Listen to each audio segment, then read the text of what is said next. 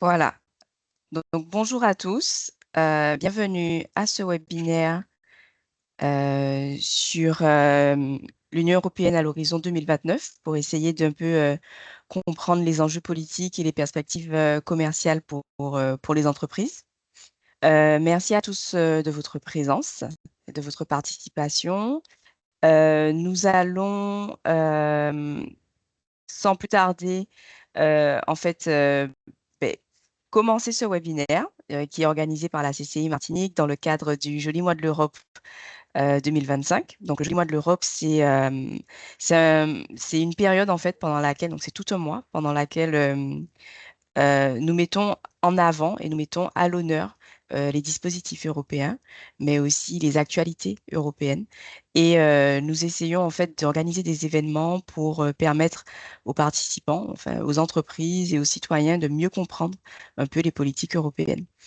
Donc c'est un webinaire qui est organisé en collaboration avec une association qui s'appelle Martinique Europe, le Mouvement européen de Martinique, pardon. Et je vais laisser Madame Pompière, donc je vais activer votre micro, dire quelques mots sur cette association et expliquer également le cadre. Madame Pompière, est-ce que vous nous entendez?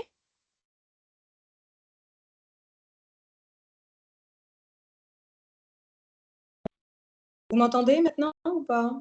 Oui, on vous entend. Oui. À vous. Parfait. Super, merci beaucoup. Alors, je vais présenter l'association et également me présenter. Donc, mesdames, messieurs, bonjour. Je vous remercie tout d'abord d'avoir répondu à notre invitation. Comme annoncé, donc, je suis la présidente du Mouvement européen Martinique, qui est donc une association qui fait la promotion des institutions européennes. Le Mouvement européen France est l'association nationale de rattachement, elle-même en relation avec le mouvement européen international. Comme vous l'avez constaté, en fait, c'est un grand réseau, une grande famille, vraiment une large famille.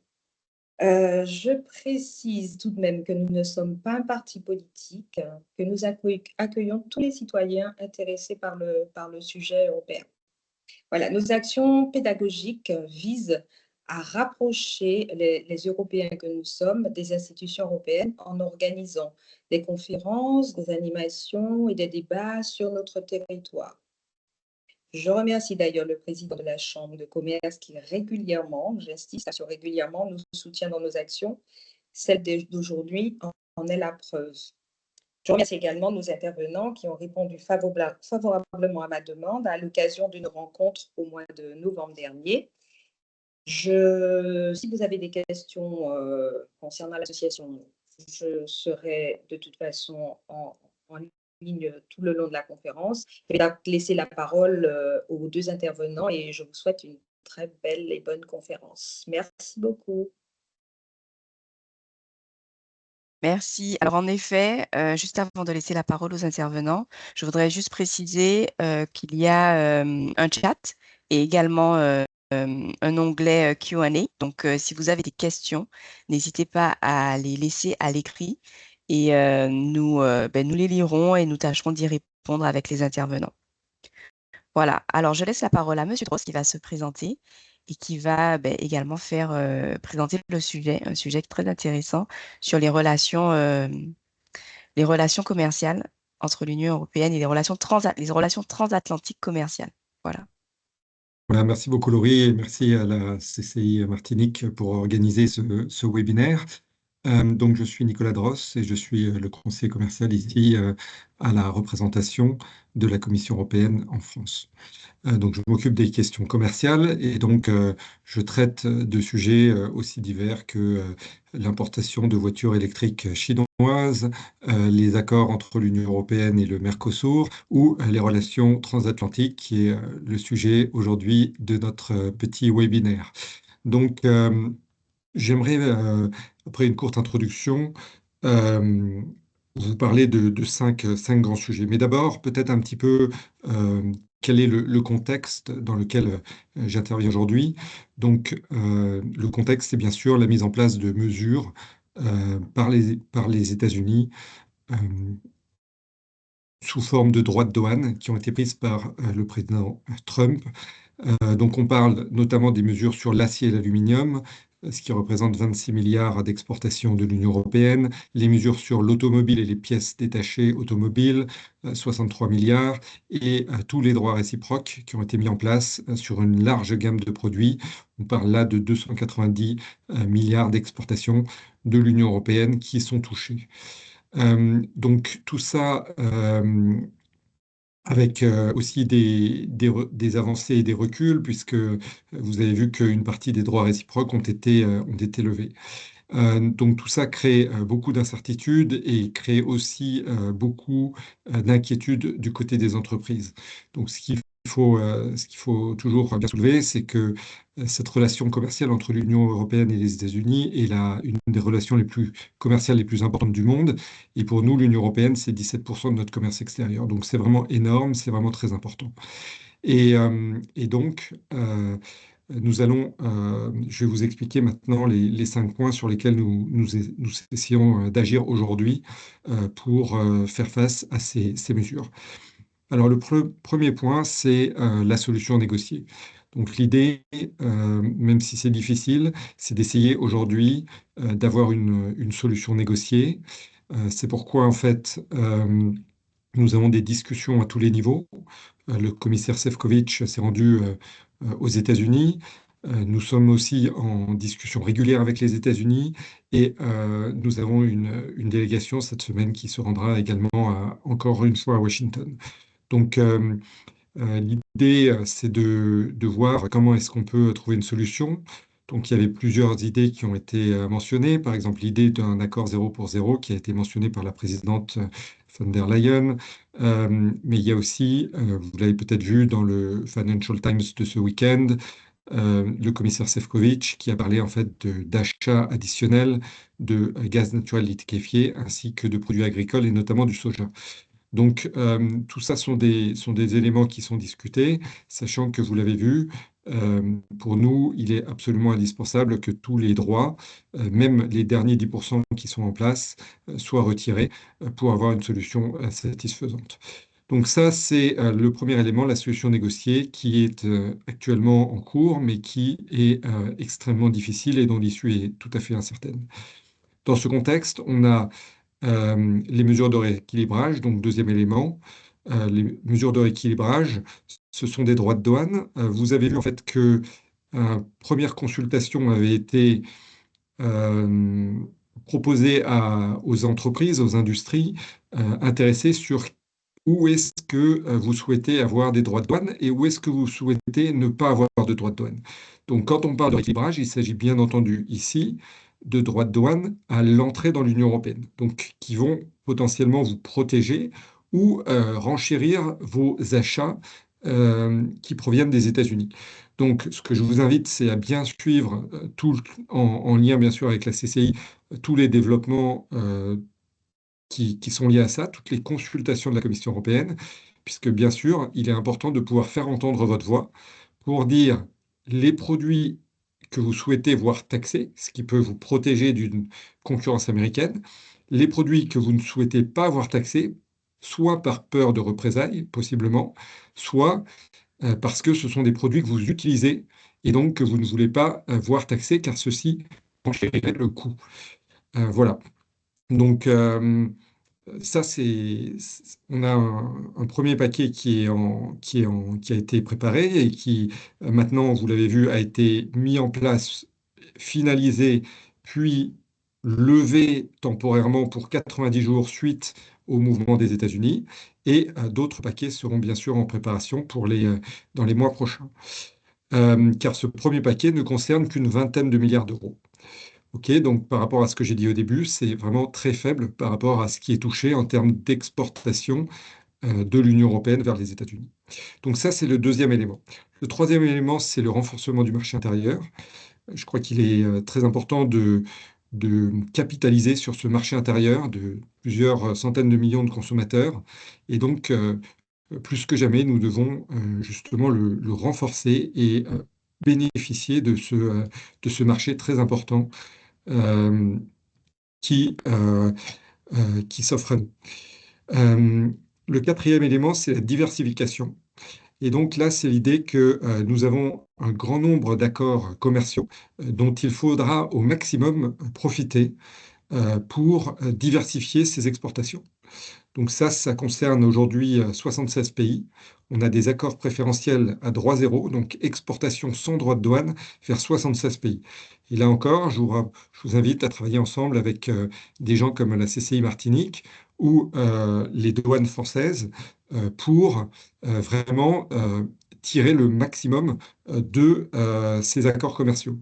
Ce qu'on voit encore sur ces accords commerciaux, c'est qu'il y a encore souvent je dirais dans un quart à peu près des exportations, des entreprises qui pourraient bénéficier d'exportations à droit zéro et qui ne font pas la demande de ces droits zéro et qui donc perdent évidemment de l'argent ou peuvent même perdre des marchés. Donc ça, c'est vraiment les accords commerciaux existants, sachant qu'il y en a également à venir, soit qu'ils ont été négociés mais qu'ils ne sont pas encore ratifiés, comme par exemple le Mercosur, soit qu'ils sont actuellement en négociation. On peut citer par exemple l'Inde, l'Australie ou l'Indonésie. Donc tout ça sont des choses en préparation et qui devraient nous aider encore plus à diversifier nos marchés à l'export. Enfin, dernier élément, c'est être très vigilant au risque de détournement des flux de commerce vers l'Union européenne, notamment venant de Chine. Donc c'est l'idée qu'avec la fermeture du marché américain, il va y avoir un risque que des flux de marchandises arrivant de Chine qui ne peuvent plus aller aux États-Unis se détournent vers le marché européen.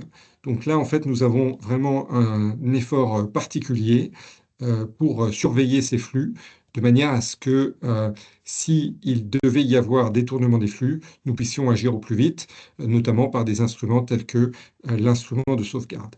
Voilà, j'ai essayé d'être assez court, mais d'être assez complet sur ces 5 éléments, donc la solution négociée, les mesures de rééquilibrage, le renforcement du marché intérieur, la diversification et la lutte contre les risques de détournement.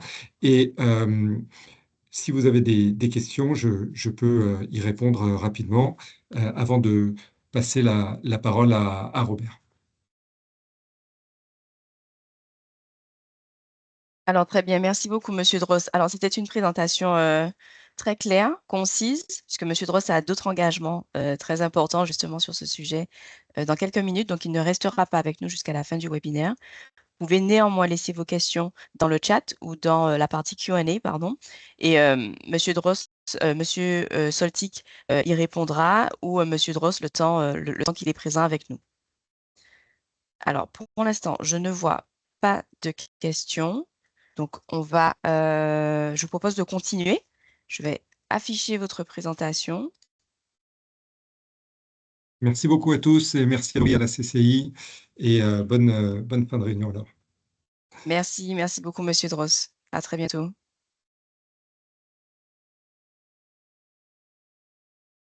Voilà, Monsieur Soltic, la parole est à vous. Est-ce que vous voyez la présentation? Oui, bonjour, bonjour tout le monde et merci pour l'invitation à ce webinaire. Je suis très ravi d'être parmi vous et de pouvoir faire un peu la perspective politique plus large de l'action de la Commission européenne à l'horizon 2029. Poursuivre un peu la présentation sur les questions d'actualité qui a fait mon collègue Nicolas Dross. Je dois admettre que l'actualité a bien rattrapé la commission von der Leyen pour la deuxième fois. Si vous vous souvenez bien, le début de son premier mandat, à peu près en même temps que l'arrivée de M. Trump et première décision forte aux États-Unis, nous avons eu un autre choc majeur mondial en 2019 et surtout 2020. C'était le début de l'épidémie de Covid, où toutes les prévisions et tous les plans politiques qu'on a fait avant l'entrée en vigueur de la Commission devait être revu et l'Union européenne devait se mettre en marche pour faire face à une crise majeure. Je rappelle que c'était une situation dans laquelle la domaine de la santé n'est pas vraiment la domaine principale de l'Union européenne, de l'action de l'Union européenne, mais c'était la volonté politique des États membres qui a fait que l'Union européenne a agi d'une manière forte et coordonnée. Et nous avons maintenant à peu près la même situation. Nous entrons dans le monde où les plaques tectoniques bougent. Et surtout, on a vu que la première conséquence de décision des États-Unis, qui est apparue après le fameux speech de vice-président Vance à la conférence de Munich, c'était que les États-Unis veulent se désengager de conflits de soutenir l'Ukraine vis-à-vis de l'agression russe. Et à la marge, il y a un risque de désengagement progressif des États-Unis de la sécurité européenne tout entière.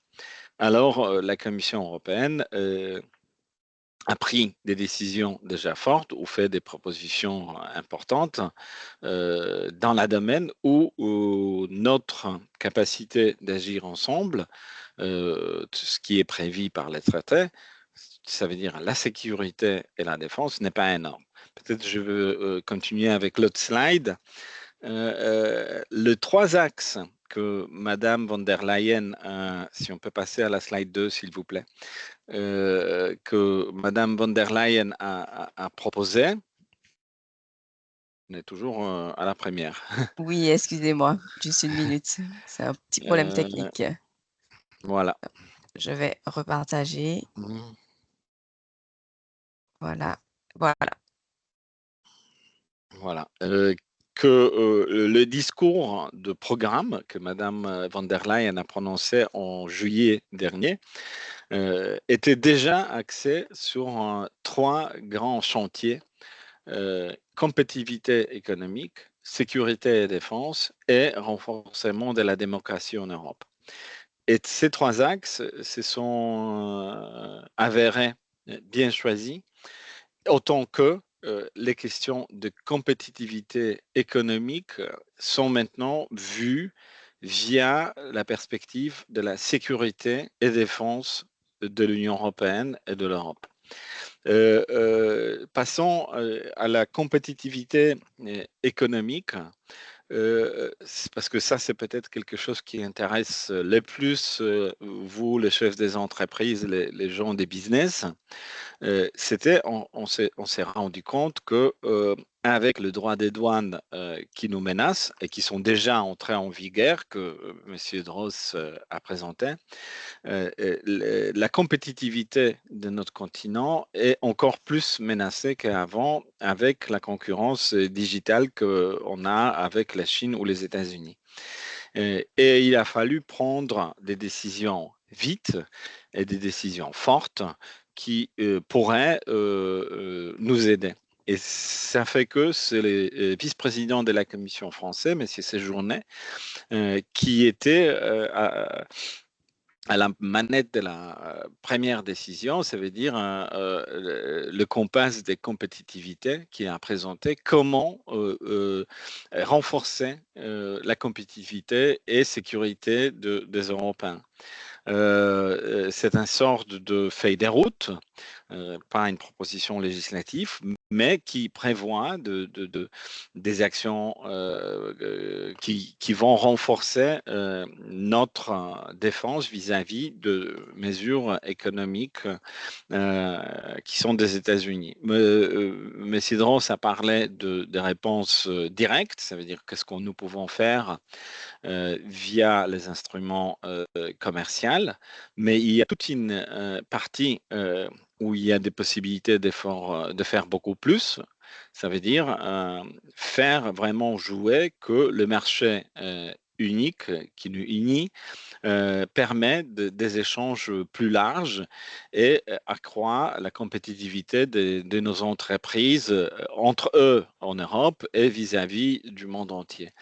Et on a dit que la première chose peut-être à regarder, c'est la simplification de lois, directives, des régulations qui existent, avec déjà deux gros paquets de mesures de simplification qui ont été adoptées.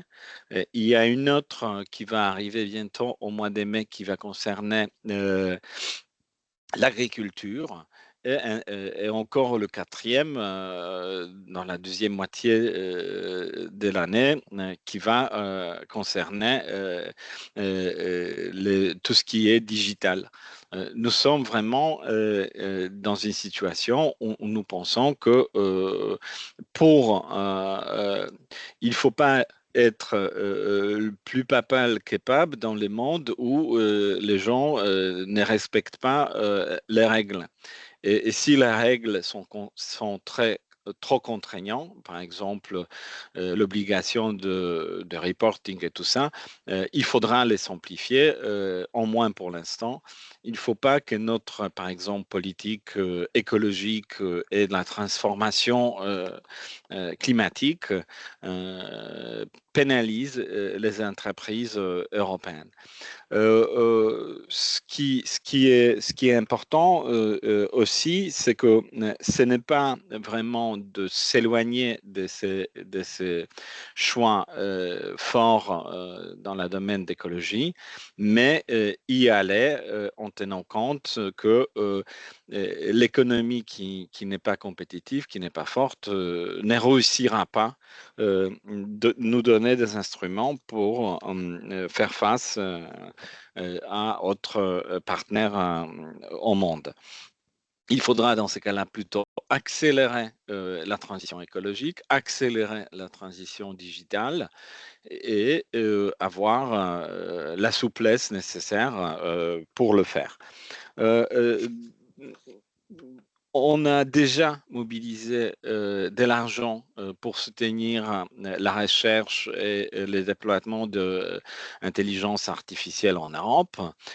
On va aller en avant avec un plan d'action industrielle sur les secteurs qui sont le plus menacés.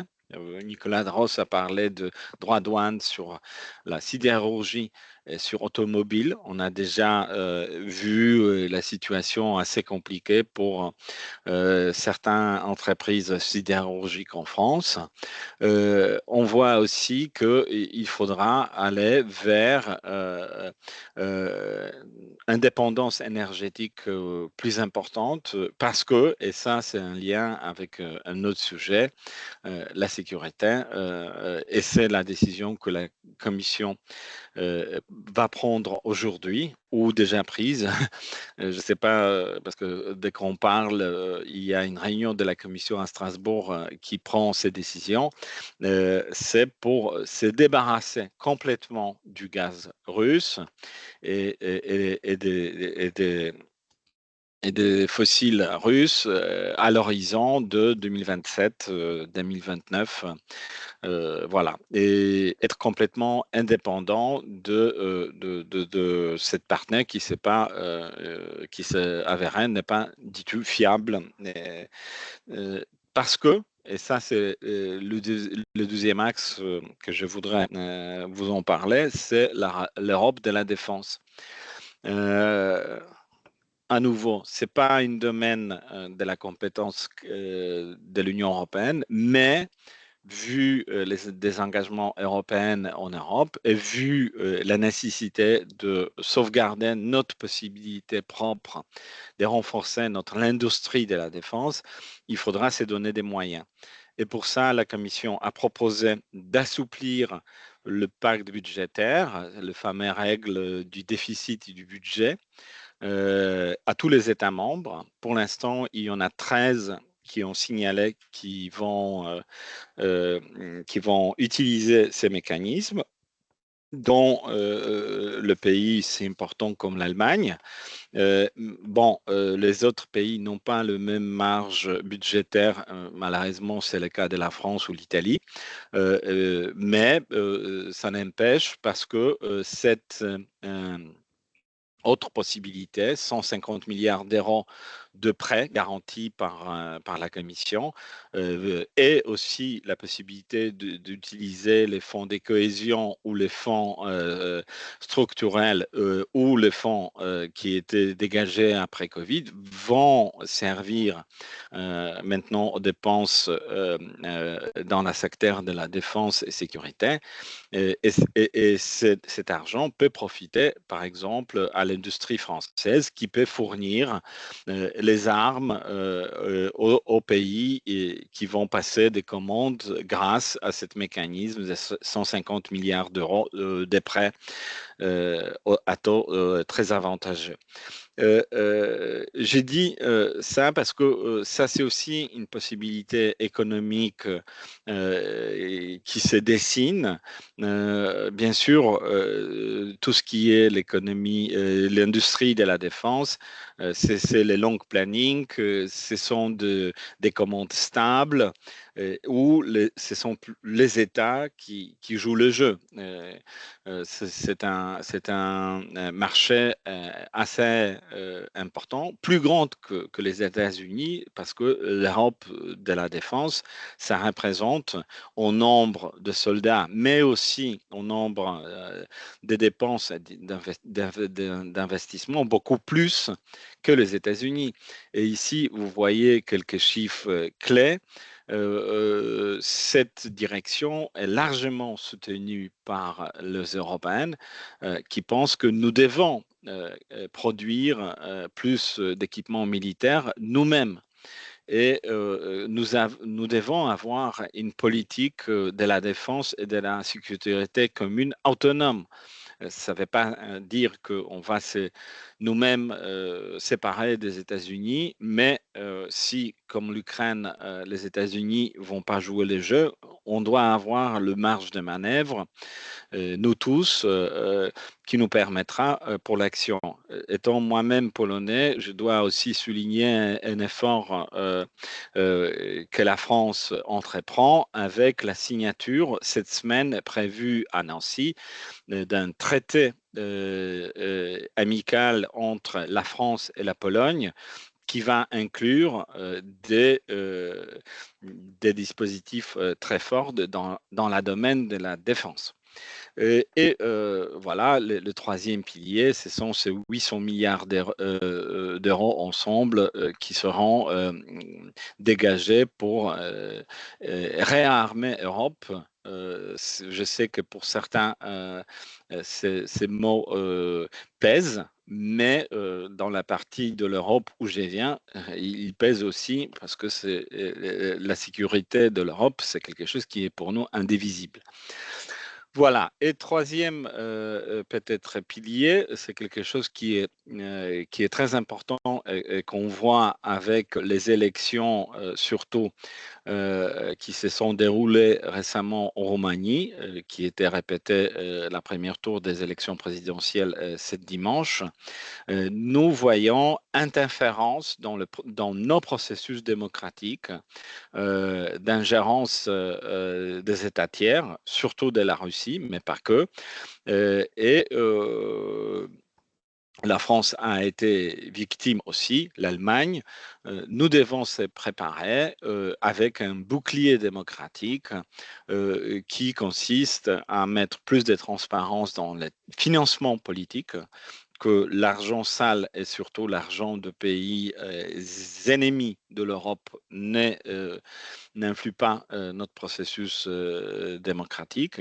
Il faudra protéger nos élections et surtout se protéger de la désinformation qui procède le processus d'élection, ici et ailleurs, avec ce qu'on a vu via TikTok en Roumanie, via autres plateformes qui demandent beaucoup plus de régulation et beaucoup plus de responsabilité. Et le troisième pilier, c'est la question de l'indépendance des médias et renforcement de la société civile, avec maintenant les appels à propositions tout récemment lancés par la Commission dans le domaine de médias européens et les autres qui vont suivre, qui vont dans le sens de renforcement de la société civile. En mai 2024, il y avait une entrée en vigueur du règlement européen sur la liberté des médias. Nous avons maintenant les instruments qui nous permettent de mieux faire face aux plateformes numériques, le fameux GAFA, avec quelques pénalités et très importantes qui ont été récemment infligées à Meta et à TikTok pour vraiment nous défendre de ce processus d'ingérence. Et je voudrais peut-être terminer aussi avec quelques chiffres, que ces axes de notre travail sont reconnus par l'ensemble des Européennes comme répondant à ce que eux, ils voient comme la nécessité, parce que 86% des Européennes reconnaissent que la propagation rapide de la désinformation constitue un problème majeur pour notre démocratie. 81% des Européennes estiment que l'ingérence étrangère dans nos systèmes démocratiques est un problème grave et il faut s'attaquer à ça. Et 90%, alors on est presque à la majorité absolue plus possible, reconnaissent l'importance de respecter nos valeurs de la démocratie, de la solidarité, y compris l'état des droits. Et peut-être la dernière information que je voudrais vous passer, tous ces axes de travail politique de la Commission vont être reflétés dans la proposition du budget futur que la Commission va mettre sur les tables cet été, au mois de juillet. Et nous allons voir comment, avec les instruments financiers qui sont à nos dispositions, nous voudrions vraiment faire face à un monde beaucoup plus instable, beaucoup moins sûr, et où faire les business, où la sécurité des Européennes est beaucoup plus menacée. Et l'Union européenne, comme le facteur de stabilité, peut aider à surmonter ces défis. Je m'arrête ici et je prendrai volontiers des questions et je discuterai avec plaisir avec vous. Il y a ici quelques liens pour nous pouvoir contacter. Merci, merci beaucoup, Monsieur Soltic, pour votre présentation. Nous avons d'ores et déjà une question. Et donc, je vais activer le micro de Monsieur Blacoton. Allez-y, vous avez la parole.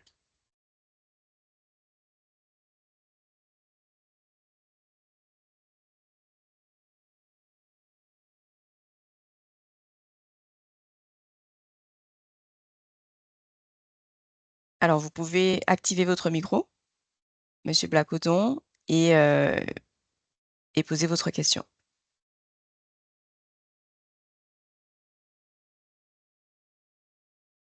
Bon, en attendant qu'il réussisse à activer, ben, je laisse la parole à tout autre participant qui aurait des questions. Vous pouvez simplement lever la main ou alors les poser à l'écrit dans la partie Q&A et on les retranscrira.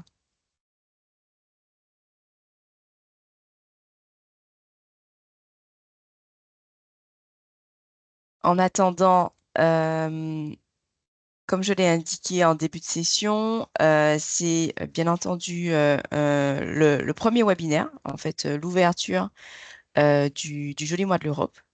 Et je vais afficher les prochains rendez-vous auxquels vous pourrez bien entendu vous inscrire et aussi pour participer. Donc, mardi prochain, le 13 mai, nous avons un atelier en lien avec les acteurs de la logistique. Voilà, c'est une session en fait de consultation collective pour un peu répondre aux défis logistiques en Martinique. nous avons ensuite un webinaire sur la réglementation européenne autour de l'intelligence artificielle.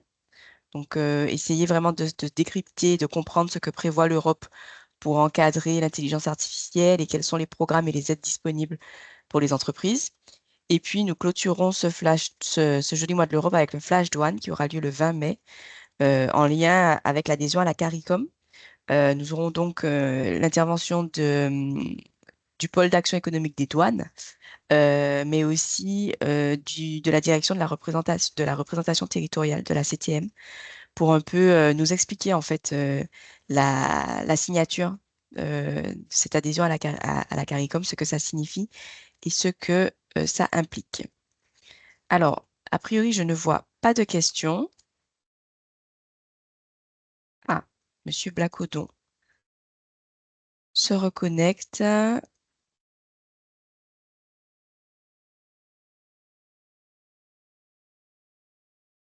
Alors, j'active. Vous pouvez maintenant désactiver le micro et poser. Voilà. Allô, bonjour. Oui, on vous entend. Oui, super. Alors, bonjour à tous. Merci pour ces deux présentations. Alors, j'étais un petit peu en retard, donc j'ai pas eu en fait la première présentation, j'ai pris en cours. Ma question est la suivante. Pour une petite PME, les axes mis en place concernant, parce qu'on parlait de la protection en fait des marchés européens par rapport à la Chine, donc des flux de marchandises qui risquent d'être redirigés vers l'Europe. En fait, je reprends en cours, donc ma question était la suivante. Quels sont les axes en fait qui sont mis en œuvre pour cette sorte de protectionnisme, si on peut dire, et est-ce que, comme les États-Unis, les taxes sur les produits chinois vont augmenter? Merci bien pour la question et c'est vraiment dommage que Nicolas n'est pas là parce que c'est lui le spécialiste.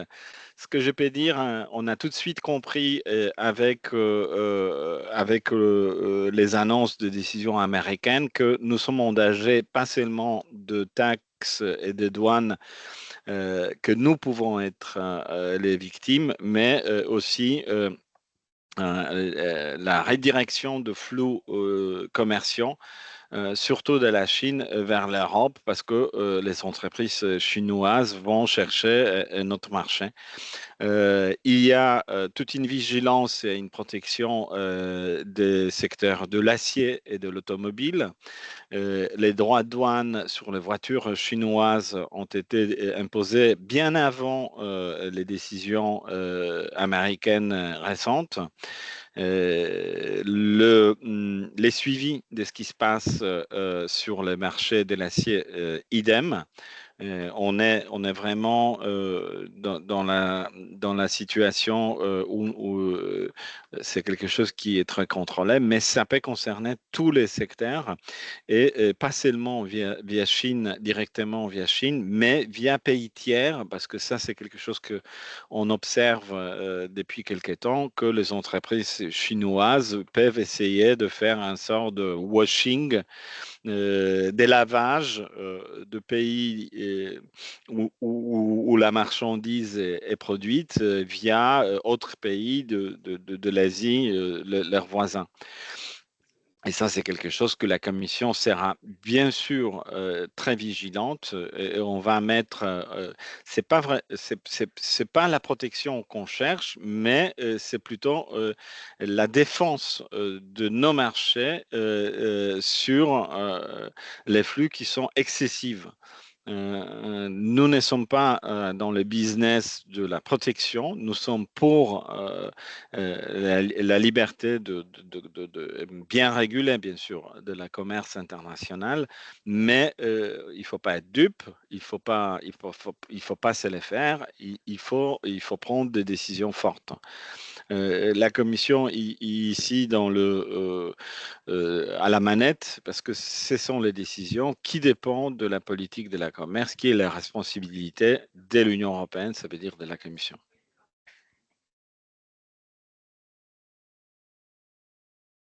Est-ce que cela répond à votre question? D'accord. Alors, si j'ai bien compris, l'Europe est favorable en fait aux échanges commerciaux avec la Chine. Mais pas excessive et pas à l'encontre qui nous pénalise, qui peuvent pénaliser nos entreprises. Alors, quand on sait que 90% quasiment de...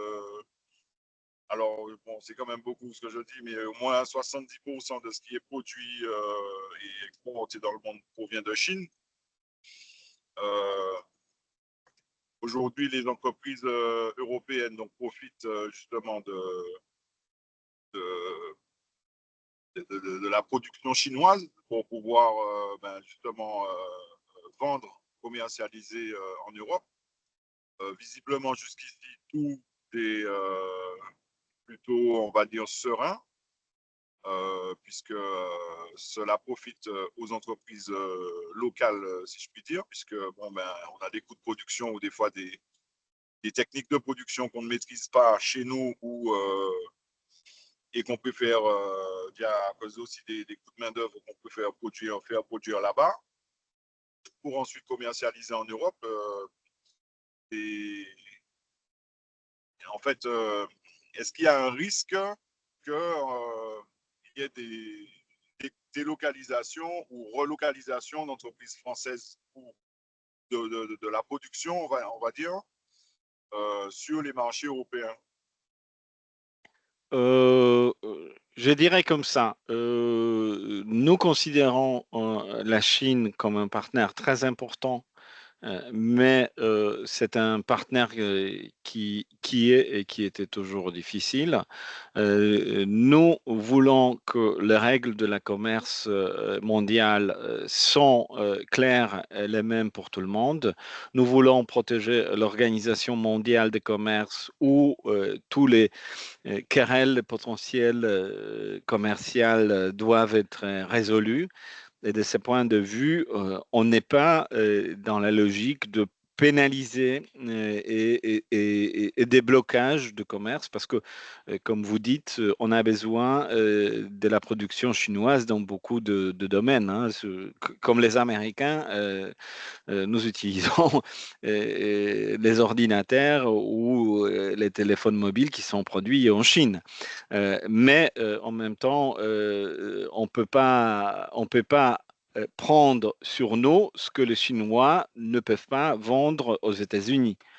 Ça, c'est clair et net. Nous, on ne peut pas se permettre à une situation d'un déséquilibre. Et dans ce cas-là, si on voit que les flux commerciaux se redirigent de la Chine vers les États-Unis, vers l'Europe, l'Union européenne va prendre des décisions fortes, j'en suis sûr. Et d'ailleurs, ça, c'est D'accord. quelque chose qui est très suivi à Bruxelles. Hein. On a des instruments avec toutes les informations qui arrivent via port, via l'aéroport, via aussi, parce que pas mal de marchandises chinoises arrivent via les continents asiatiques. Hein. C'est aussi les routes ferroviaires. Et toutes ces informations sont bien prises en compte si on voit qu'un déséquilibre majeur peuvent se créer. Dans ces cas-là, la Commission va réagir. D'accord. Merci beaucoup pour votre réponse. Tout à l'heure, là, vous parliez de défense et qu'il y a un risque que les États-Unis,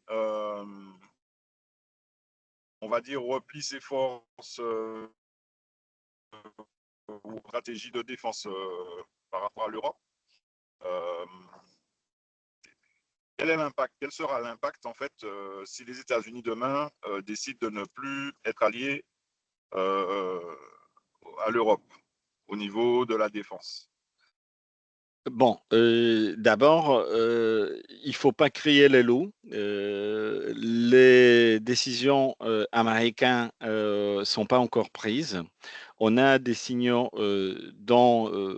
comme j'ai dit, je suis polonais, on a les signaux que certains troupes américaines sont déjà retirées. Par exemple, près de la frontière ukrainienne, il y a un aéroport qui a servi comme un hub de transport pour l'armement américain vers l'Ukraine. Les Américains ont déjà quitté. Ça, on voit. On a des signaux que peut-être certains troupes américains sont déployés maintenant de la région Pacifique vers le pays des Golfe. Ce sont quelque chose que nous suivons. Si annonce il y en a, il y en aura peut-être pendant le sommet de l'OTAN au mois de juin à La Haye.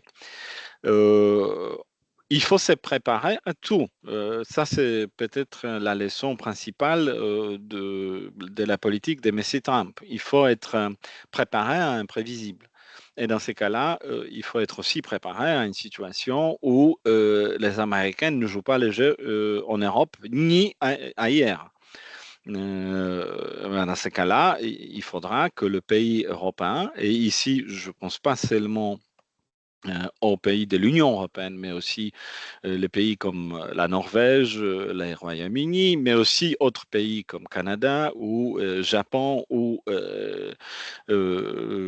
Australie, entrent dans ce qu'on appelle maintenant coalition de volontaires pour perdurer les systèmes de la défense commune et de la sécurité réciproque.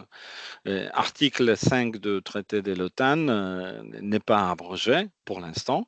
D'ailleurs, la seule fois qu'elle a été utilisée, elle a été utilisée par les États-Unis après les attaques de 11 septembre. Et je rappelle à tout le monde que nous avons joué le jeu, beaucoup de pays, soit en Afghanistan, soit en Irak avant. Alors, c'est pas que les autres pays n'ont pas versé les sangs pour les Américains quand ils étaient menacés, parce que c'était le cas. Y inclut par exemple les Ukrainiens qui sont morts en Afghanistan pour l'intervention américaine. Alors, ça, c'est quelque chose qu'il faut à chaque fois souligner. Maintenant, la discussion qu'on a avec nos partenaires américains est franc et direct, et de temps en temps pas toujours sympathique, mais il faut être lucide et il faut être aussi préparé. Et le mieux pour être préparé, c'est de s'armer. Si tu ne veux pas la guerre, tu prépares à la une. C'est ça un peu la logique. Et dans ces cas-là, ce que nous n'avons pas fait après la chute des communistes de 89, où beaucoup de pays ont baissé leurs dépenses militaires, et maintenant on va rattraper. D'ailleurs, la Pologne, par exemple, dépense plus que 4% de son PIB pour l'armement, pour l'achat des armements et pour les nouveaux troupes. La France a aussi décidé d'augmenter son budget de la défense, idem les Britanniques, idem les Allemands, et j'en passe. Alors, on se prépare. On va montrer que l'Europe peut prendre plus des responsabilités pour sa sécurité. Et si les Américains un jour nous quittent, par exemple, les traités de Nancy que j'ai évoqués entre la France et la Pologne est peut-être un voie vers une coopération sur le nucléaire, y inclut les parapluies nucléaires français au-dessous de pays de l'Est.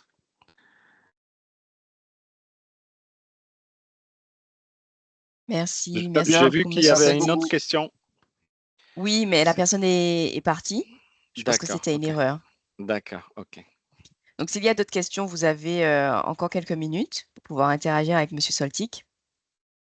Autrement, je vous renvoie vers le chat où je vous ai mis un lien vers un questionnaire de satisfaction pour pouvoir nous donner votre retour sur ce premier webinaire et nous aider à améliorer les prochaines rencontres.